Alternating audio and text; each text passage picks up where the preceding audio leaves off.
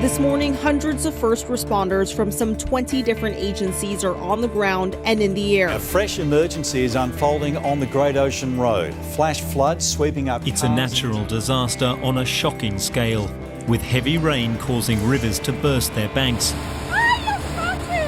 That is the highest rainfall that has been seen in one day since 1954.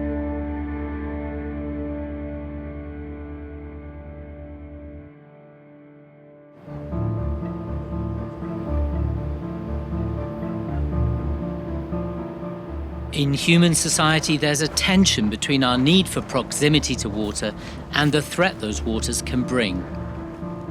Rivers and closeness to water sources are vital for humans, and therefore many cities worldwide have been selected there for transport, for shipping, for exchange of trade and all. Rivers do naturally flood, and we've put ourselves in the way of those floods. Understanding the risks from water is not new, but what is new is the level of risk we now face. Here in London, the growing city has had to manage the risk of flooding for over 2 millennia, building flood walls, embankments and drainage systems to counter the risk of flooding from the sea, but also from extreme rainfall events.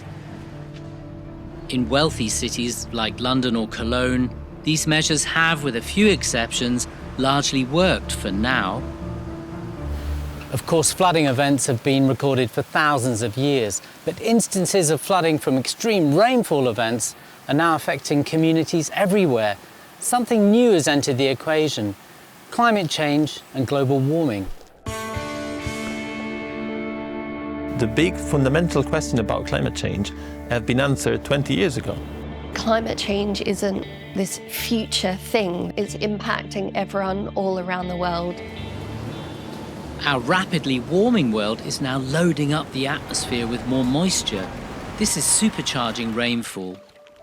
Since 2020, extreme rainfall events have had devastating consequences in countries all over the world.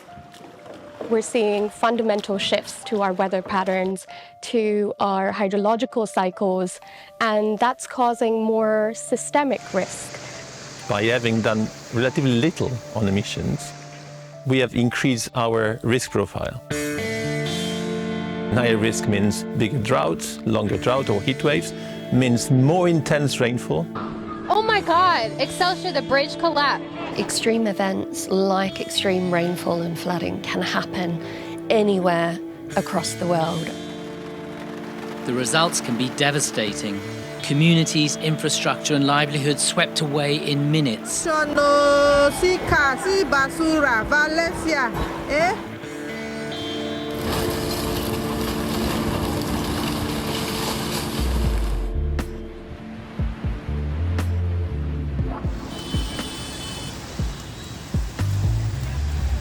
The global cost of these events is huge. Who's going to help communities pick up the pieces and rebuild their shattered infrastructure? Growing risks are challenging existing measures, including the ability to insure homes and businesses. The economic impact is being felt globally, and not just by lower-income countries.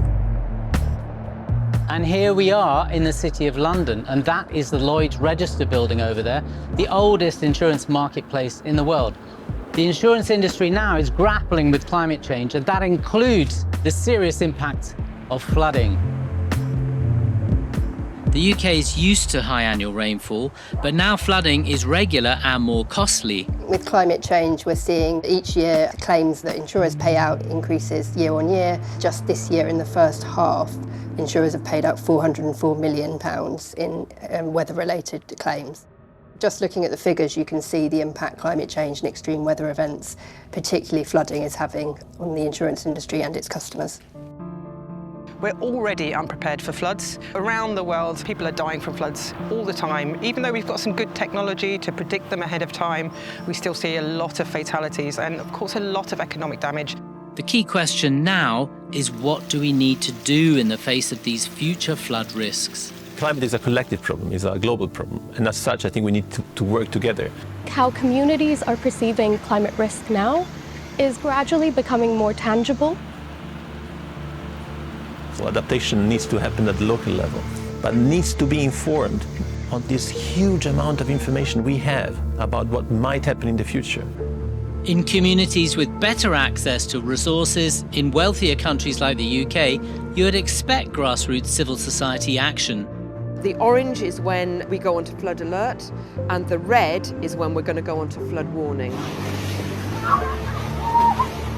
But IWMI is one of many agencies now trying to engage communities in developing countries too, including building greater coherence into flood responses.